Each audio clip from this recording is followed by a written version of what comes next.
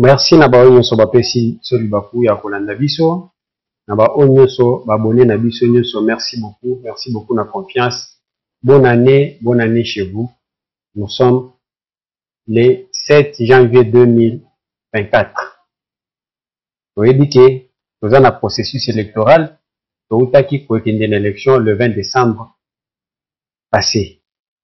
L'heure maintenant est à la proclamation des résultats définitifs par la Cour constitutionnelle.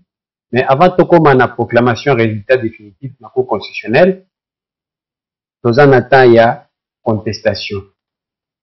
Ce qui est prévu par la loi. Et législateur Bayebaki, ceux qui a proclamé résultat provisoire par la CENI, ils en abattu pour se sentir lésés, ils vont saisir la Cour constitutionnelle pour contester le résultat ou à cause de la proclamer comme président élu. Mais curieusement, à la Cour constitutionnelle, on a enregistré les fiscs de requêtes. Il y a Ndeko Théodore Ngoy na Ndeko David Eshembala. Ndeko Théodore Ngoy na Ndeko David Eshembala nde bato ba déposer requête na bango na Cour constitutionnelle. Donc on meka ko analyser on a koyeba ki est-ce que des requêtes na bango et cause la recevable. Donc on meka ko ça la analyse comme des analystes politiques sans pour autant au côté en fond pour réserver na Cour constitutionnelle. Iye mutu akota la requête na bango. Entre-temps, toyebi ke na kati ya nini wana toza na makambo susu oyo tokobosana te po biso ba peuple congolais tobosanaka makasi, tobosanaka noki, tobosanaka oyo elekaka na kini na biso. Yango nde tolingaka soki tosali tozonga na makambo susu mpona korapele peuple ke tala likambo oyo elekaki boye, qu'est-ce que bobosani yango. Là je voulais parler na makambo elekaka po biso ba congolais tozaka après 2 semaines soki likambo eleki tobosani yango, tobosani keza likambo eutaki oleka, il faut to rappeler yango. Yango nde ba politiciens bakosaka biso nini. Je voulais dire par quoi, je voulais dire quoi par là. Nalingana lobela likambo oyo etali ba prophétie avant élection. Il y a des gens qui ont prédit le mal pour l'élection. Ba prophétie ebimaki ya ndenge na ndenge.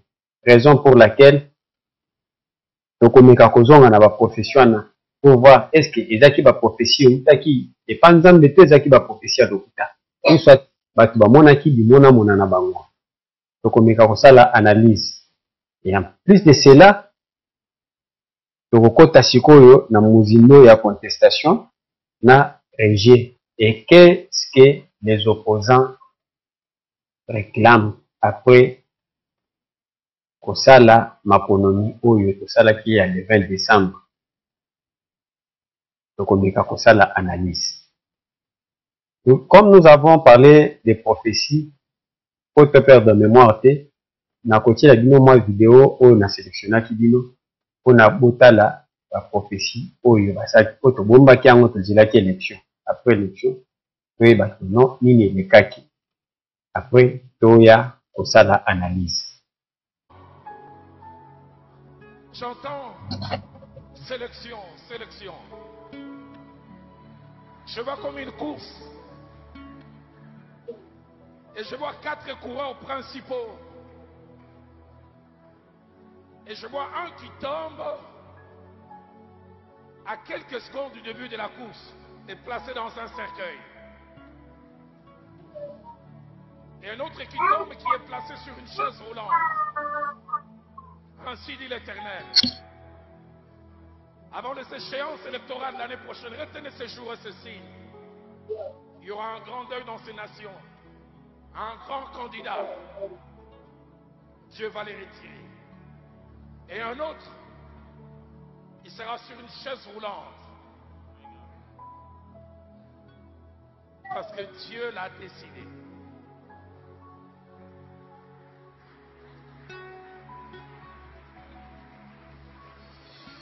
C'est Dieu qui sélectionne qui il veut.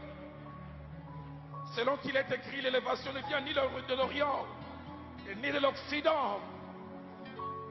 Mais c'est Dieu.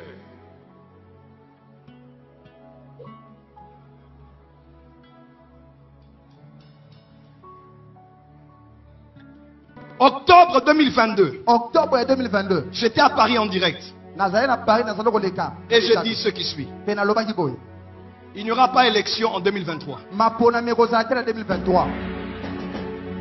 Ce n'est pas... J'ai 2022. Octobre, j'étais à Paris. Quand je parlais des prophètes, j'ai commencé à parler du pays. J'ai dit, je ne vois pas l'élection présidentielle en 2023. Je n'ai pas dit que les autorités ne veulent pas organiser. Mais je dis dans l'esprit, je ne vois pas des élections. Qui est ici? Avec tout le courage prophétique, je l'ai répété. Un professeur d'université, des politologues, ont fait des émissions, je crois, sur la chaîne de M. Christian, où parlait de la prophétie, disant que les prophètes puissent s'occuper des bergeries qui laissent la politique aux politiciens. Nous sommes les yeux de Dieu dans la nation. Amen. Amen.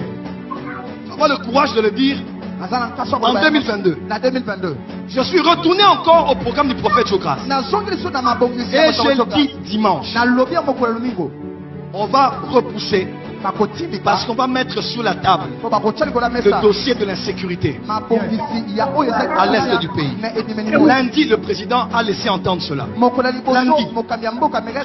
Donc, le lundi, le chef de l'État, il y a un autre groupe du Sud Kivu, je pense qu'il y en a encore pas. Qu'est-ce que je veux dire? Je l'ai dit ici le premier. Nous sommes seuls. Alors, on a des déclarations, il y a des prophètes, ou soit les hommes de Dieu de la République démocratique du Congo. Normalement, d'après moi, il y a ce qu'on appelle l'humilité. Bande qu'on a biso oyo, badinga ki bazonga, basenga pardon, basenga bobimbisi. Non, oyo biso to monaki, parce que la Bible, le grand prophète de la Bible, mon côté a tiré le tapé à côté. Tout ce qu'ils ont prévu à leur temps, c'est Kokisama. Mais ceux qui te l'ont dit, la prophétie, c'est délai. Nazana ont délai, on a côté à. Il y a Liboso, pasteur Ronald Dalo, à l'objet à mon. Grand homme politique, mon quoi, après, Nazana chaise roulante, une sous à se retirer. Sous un cercueil, il est comme deuxième, Joël Francis à l'objet, il est à Zomo Abanda qui a mon élection. Et le 20 décembre, il n'y aura plus élection. Mais nous sommes arrivés le 20 décembre, il y a eu élection. Mais Joël Francis Tatou curieusement, au lieu de venir demander même pardon, il n'a pas fait. J'ai vu une vidéo où il s'est justifié. Le pasteur Roland Dalo, au lieu de demander pardon, il n'est même pas revenu pour demander pardon. C'est ça de Congo. C'était un petit raccourci au Tolinga, tout ça, la pona au Italie. Bah, prophétie au Italie Maka. Et encore une vidéo pour ne pas perdre de temps. Il y a Alain Bolodjoa, na Batunsus, au Baloba, na l'autre c'est qui? Nico Maengel. Naza nangome, na moni place na tiangonde, il faut na lupango. Balobi que pour eux, babanda qui ont mon élection, et babi que élection aux 20 décembre. ce qui est l'élection salami le 20 décembre, bango bakotika politique. Alain Bolodjoa, na Nico Mayengeli. On attend qu'il quitte la politique.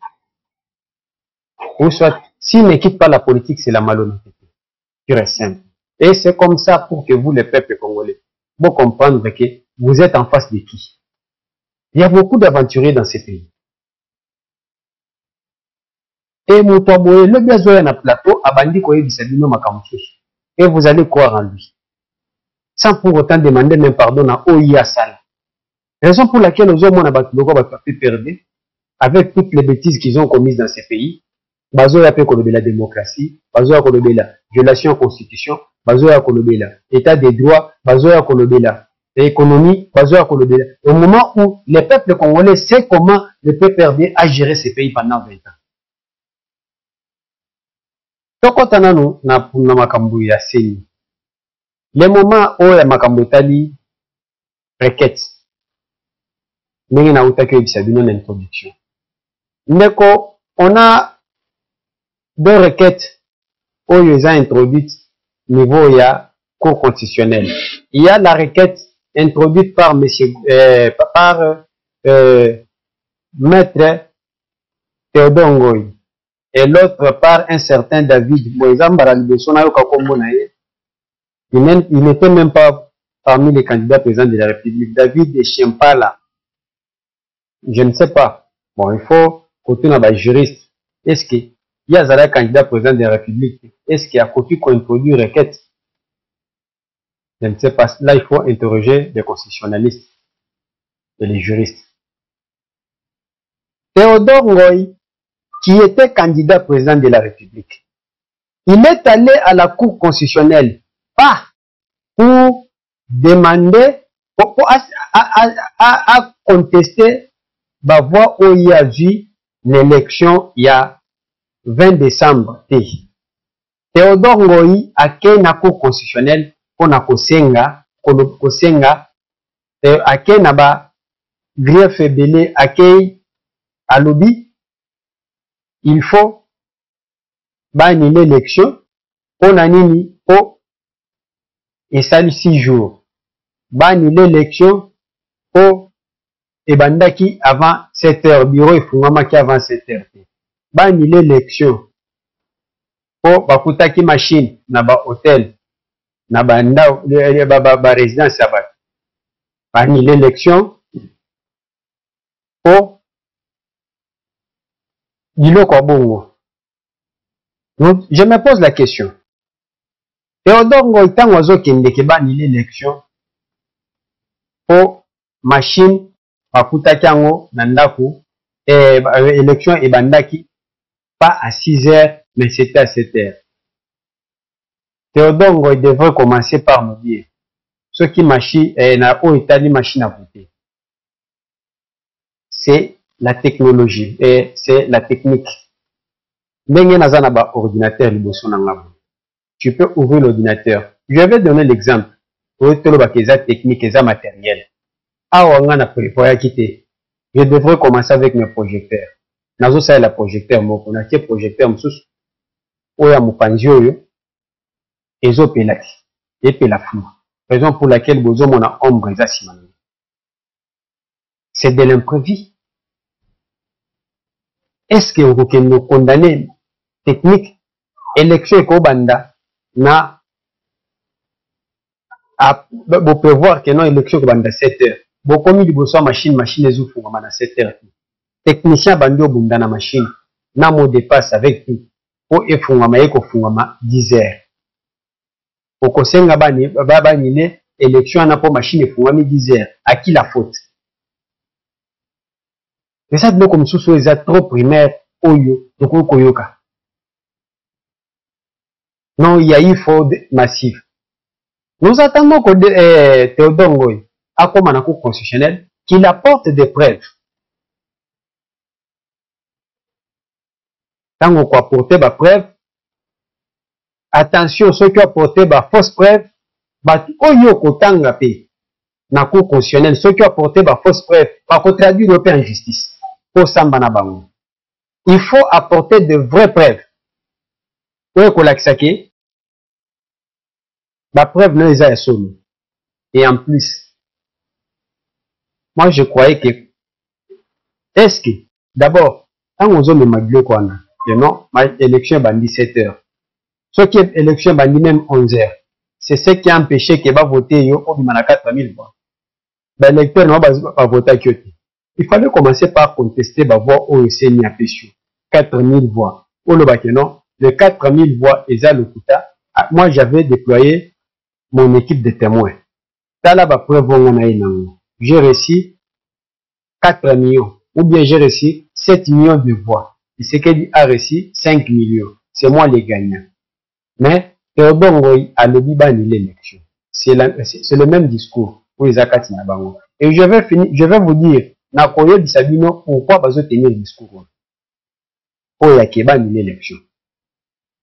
Personne n'amène ces preuves que Yendem peut remporter l'élection. Mais Bango ne soit pas bani l'élection. Na sujet à quoi l'élection. Toujours Banda, c'est le président, la CENI a proclamé Félix Tshisekedi comme vainqueur. Simanaye Moïse Katumbi avec 18%. Curieusement, avant proclamation résultat par la CENI, équipe à Moïse Katumbi dans les réseaux sociaux et ministère de la Moïse Katumbi avec 47%, Félix Tshisekedi deuxième avec 43%. Si vous faites la sommation de 47-43, c'est 100%. Ce qui est faux d'avance. Pour 47 plus 43, ça donne 100%. Sur 26 candidats. Ceux qui ont balé 100%. Au 47, au 43. Mais le troisième, Azaï n'a combien? Qui était Martin Fayulu. Naïbité Batia qui paye troisième. Donc, supposons que le troisième c'était Martin Fayulu. Azaï n'a combien de pourcentage? Le quatrième, si c'était Denis Mukwege, Nengiba Kabola qui n'a Kachoum. Si c'était Denis Mukwege, Abima qui n'a combien? 0%, 0%. C'est qui, les 0% qui représentent 0,000, c'est qui représente 0 voix. Même Martin Fayulu, quand il était aux urnes, à Votaki, à mi-Votaki, à Votaki, Bangouni Bani. Vous voyez, un résultat d'ici. Ceux qui votali les deux chaînes à Bango, ou écouté na Bango. RFI, donc France Média Monde, RFI TV5, na chaîne Sousouane, ils sont incapables de contester le résultat à CENI. Même la CENCO, caisse de résonance na Bango. Bazan est capable de contester réélection à Félix Tshisekedi. Moïse Katumbi, après la Kissa, et Noya a gagné qui n'a 47 à Monique et Sindité, Mbodouane et Sindité. Bazan na bakati na kosala, ma déclaration na bango, tanti parti par nous par là. Moïse Katumbi, a lobby, na kana épée balobi que non, il faut bannir l'élection. Comment yo mutoza élu, yo muto remporter l'élection. Au lieu de bakeno, il faut que cour constitutionnel ait proclamé un vainqueur à l'élection. Aux autres, c'est la cour constitutionnelle bannir l'élection. Je vais vous dire pourquoi bazo c'est une annulation pour y a l'élection. Namuno comme Martin Fayulu, il ne dit pas qu'il a gagné les élections ou qu'il est vainqueur des élections. Martin Fayulu demande l'annulation pure et simple de l'élection. Sobotali langage Zamoko. Mukwege, même la déclaration qu'il vient de faire avant-hier, Bazo Senga annulation élection. Pourquoi Bazo Senga va annuler l'élection? Voici la carte. Ils ont compris que l'élection au Tokei, Félix Tshisekedi a battu Bango à couteau plat. Pour Moïse Katumbi, il n'avait pas une bonne équipe de campagne. Il n'a pas eu le temps de communiquer suffisamment pour il n'a pas eu à convaincre le peuple. Raison pour laquelle Azo Senga Tobane l'élection. Autant que Kobandela, Aluka discours, pour Bakopé, ça est pour convaincre le peuple. C'est ça la raison où Bazo Senga Babandela élection. Pour Martin Fayulu, pourquoi il demande qu'on annule les élections? Martin Fayulu a compris ses erreurs. Que Koboya Kokende l'élection avant On a kokende te ba caprice na ye. Ou sali ki ba misusu ba ke na ba député ye a ke 100 députés, ça lui a coûté cher. Moyen à ça la campagne, ce sont ces députés, ces lieutenants qui devraient battre campagne à sa place. Ba épingé, quand ils devraient solliciter les suffrages, ba linga ba battre campagne pour ba voter, ba voter pena ma campagne. Ba Niko Maïngelo ana, ba Devos Kitoko, c'est eux qui devraient battre campagne pour ma famille. Na niveau assez. Il a compris qu'il est parti seul, c'était une erreur. Il faut tout bander l'élection pour avoir tant ya kosenga batia batunaye toki. Et Azol s'est trompé et qu'on a la paix bon côté. Pour organiser ne fût-ce que ces élections, ça nous a coûté plus ou moins 3 ans. Désignation il y a président à CENI, 28 mois. Koyoka Nizala Itena, Nini. On va recommencer. D'abord, elles ne veulent pas. Tshisekedi a mal géré le Congo d'après eux. Ils ne veulent pas que Tshisekedi gère. Maintenant, quand on va recommencer les élections, qui sera président de la République? Si Tshisekedi accepte, c'est l'avantage de qui? Et quand Tshisekedi va accepter, il va rester dans la place wana, même 3 ans, Makambo, que ça. Et quand il va rester, Nakati, il y a Ebonga wana.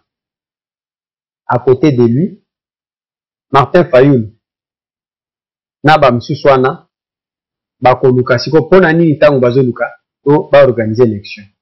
Ce qui les loba annulé l'élection, au comment on va faire la déclaration.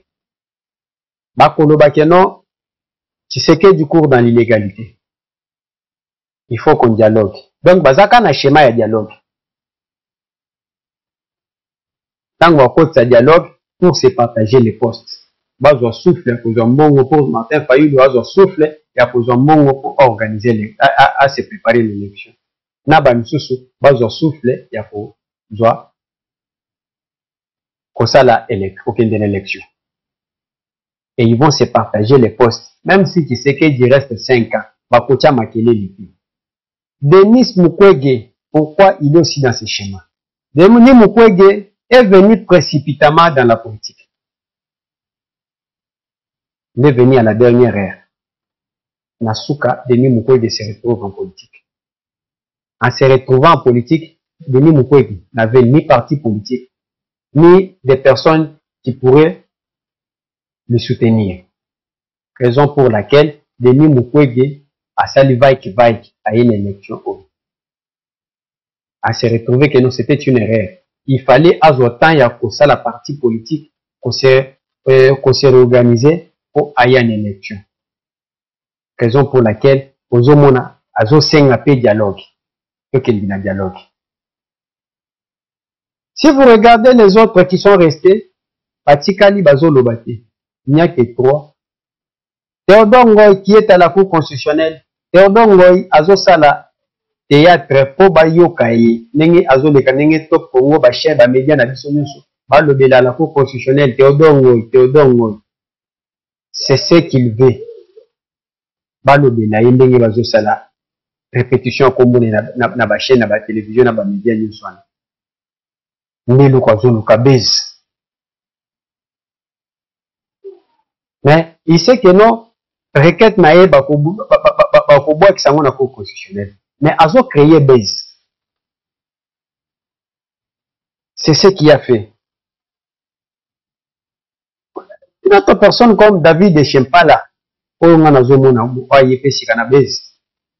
David Echempala contexte la réélection de Félix Tshisekedi. Nous l'attendons à la Cour constitutionnelle. Oui, Tshisekedi n'a pas été élu. Il faut que David Echempala nous amène les fiches, les PV de 77 200 euros de vote, de 72 700 euros de vote. Oyoyi azanango, vrai résultat au azanango. Pour ceux qui azanango te, en droit on dit les deux profitent en acquisé. Ceux qui azanango te, nous allons revivre bah scénario à 2018 où Martin Fayoul s'est déclaré président élu avec 62% mais sans preuve. Mais bah base oyo David Echempala Oyo Azoluka. Raison pour laquelle toyebi ke non akokende mosika te. Un autre volet na kati ya déclaration à opposant. Opposant dès le même jour de la proclamation le 20, tomoni Martin Fayulu basali déclaration. Na kati ya déclaration na ye asengi ke non batu peuple a accepté résultat ya CNT appliqué article 64 dès que bazo proclamer Félix Tshisekedi président de la République. Et le soir même, au lieu que le peuple applique l'article 64 comme le prévoyait Martin Fayulu, tout le monde peuple a dit. Na balabala, dans l'émission que j'avais faite ce jour-là, le 20 décembre, na tiela kidino image awa ya Congo Mobimba. Comment le peuple était en joie, bazaki na liesse de joie. Au lieu que le peuple applique l'article 64, même dans nos émissions, pour n'avoir balanda kabiso. Aussi, totia, yangone, non senga bino bo s'abonner na chaîne abiso YouTube. Et cause à la bien. Article 64, oyo, Martin Fayulu, azo senga pas appliqué. Aussi, totia la bino article 64. Tel sa bino nenge et le bini. Alors, article 64, oyo, biso, en 2016, tant que bandaki ko appliquer ma article 64. L'article 64, on parlait de l'article 64 en 2016 parce que Joseph Kabila était fait mandat. Avait déjà consommé ses 2 mandats présidentiels. Il ne restait qu'à partir, appuyer ses bagages et partir.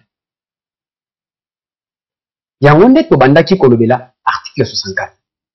Mais Félix Tshisekedi n'était qu'à son premier mandat. Il vient de débuter son 2e mandat. Dans leur bouche, article 64. Même les prélats catholiques, article 64, entre autres, Abbé Choli. Mais que dit l'article 64? Que, aussitôt qu'il a dit non, c'est-à-dire que le peuple n'a pas s'opposer. Nous opinions sur eux, ils ont détenu le pouvoir illégalement. Mais Félix Tshisekedi ne détient pas illégalement le pouvoir. Félix Tshisekedi a été élu. Ce n'est pas Félix Tshisekedi qui a organisé les élections. C'est la Commission électorale nationale indépendante qui a organisé les élections. Ce n'est pas Félix Tshisekedi qui a nommé Kadima. Kadima a été désigné selon la procédure. Oyo et comment na constitution. Constitution oyo Félix Tshisekedi a salaté, a promulgaté la constitution qui a été rédigée à San City par les belligérants et promulguée par Joseph Kabila et les PPRD. Par contre, Tshisekedi à cette époque était dans l'IDPS. L'IDPS a loba qui constituait Zamabe il faut tobanger. Bangonyo so baloba qui constituait Zamabe. Et c'est la même constitution oyo appliquée. Article 64. Article 64 est à 2 volets. Je crois que nous avons préparé une émission où il lobby article 64. Donc, autant nous 2 volets de tous. Nous sommes pas à pas. Que dit l'article 64? J'ai suivi Christian Mondo dire que non. Nous allons appliquer l'article 64. Mais banda na banda politique, ça fait 30 ans. Natikala komo na Christian Mondo Simba na manifestation na balabala. Christian Mondo Simba atikala komo la ili nga gazte. Mais Christian Mondo Simba le dit à appliquer l'article 64 par Robino na balabala. On l'attend. On attend que Christian Mondo sort et vienne appliquer l'article 64. Quand on veut appliquer l'article 64, il y a que l'État a zappé. La police va zapper pour contrecarrer. L'article 64 a 2 volets. Je ne sais pas. L'article 64 réseau concerné Bango va éviter que.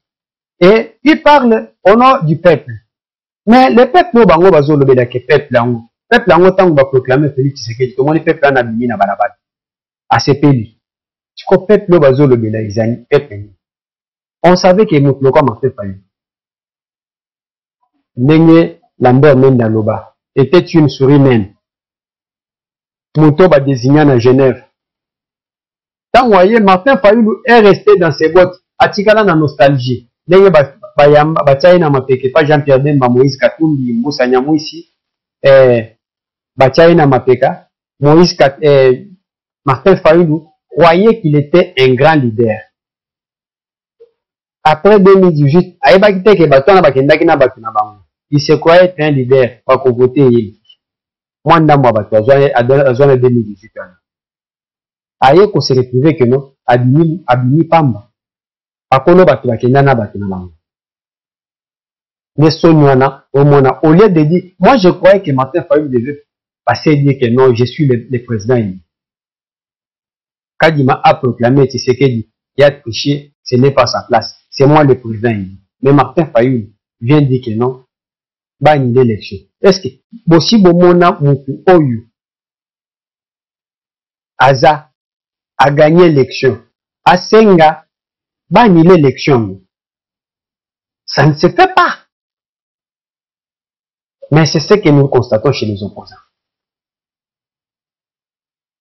Balobi va gagner l'élection, Tshisekedi a gagné, a fraudé. Mais il faut amener des éléments de preuve, c'est-à-dire amener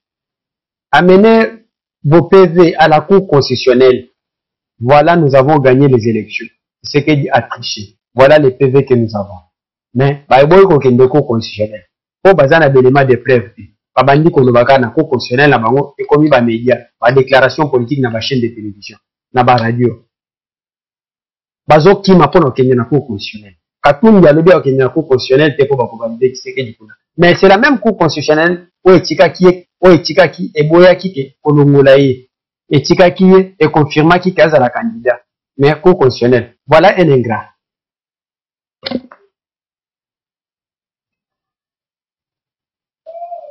Je crois que le lot que dimanche, nous avons temps moulaïté, nous avons s'abonner à la chaîne à Bisso. Nous s'abonner à la chaîne à Bisso. Coucou na batunyo so oyo, palinga kolanda Bisso. Maï Moussa, bonjour. Maï Moussa, bonne année. Boza ebile. Moi na tanga moko na moko, boza ebile. Boza ebile ndenge bokomelanga. Boza ebile ndenge bokomelanga. Merci. Tokutani lobi. Merci.